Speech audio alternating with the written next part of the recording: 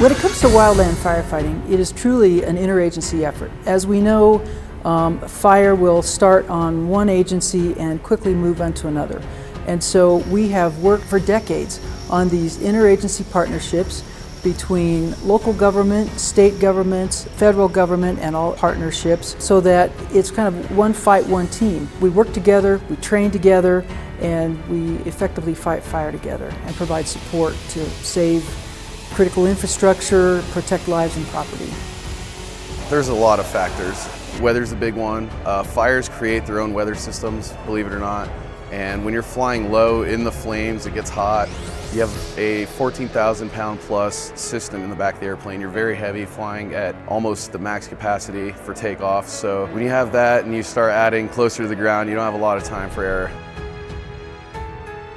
You're really low, you're really slow, and that's a huge safety factor in itself.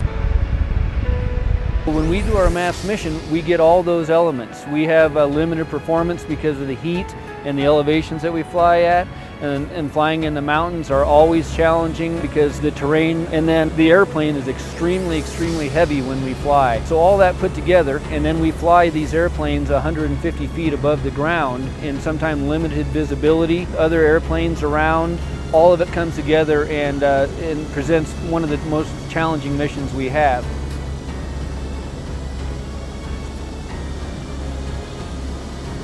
The real challenge is at the real fire, but most of the people that we have actually instructing us have been doing this for quite some time. So in most cases they have the breadth of experience so that we can actually discuss the what if, so that it's not the first time that we've thought about the concept when we actually encounter it on a real fire. Still holding 130. This is your line. That line.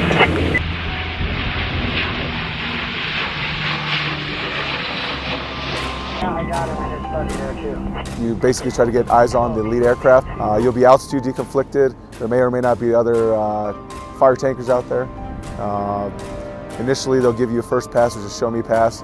That's kind of just a rough walkthrough to show you exactly where they're going to want you to lay the retardant or the water. Once you've got a good grasp, you'll be cleared down to the drop altitude, and at that point is where you're following the lead in and making the drop based on what the ground people need to help either fight the fire or prevent the advancement of it. That all looks pretty good, so I think we're The gonna... firefighting mission goes wherever the fire requires us to go. So we are a support asset and we're a surge capability. The civilian tanker force is the primary call that the Forest Service will use. Once they need a surge, they'll make a request through the military chain of command, and then we can go out and support the fires. Last year, California was a hotbed, so we went out and did some support there. Sometimes it's in Boise. We just don't know. Fire's unpredictable. If something catches on fire, they need our help, they call for us and we go. The training that we do annually is critically important to be able to safely and effectively integrate the MAFFS into firefighting operations when we call them. And it happens very seamlessly. On behalf of the Forest Service and the entire wildland firefighting community, we greatly appreciate the men and women of the Air Force Reserve and National Guard in their commitment and their professionalism in support of our mission.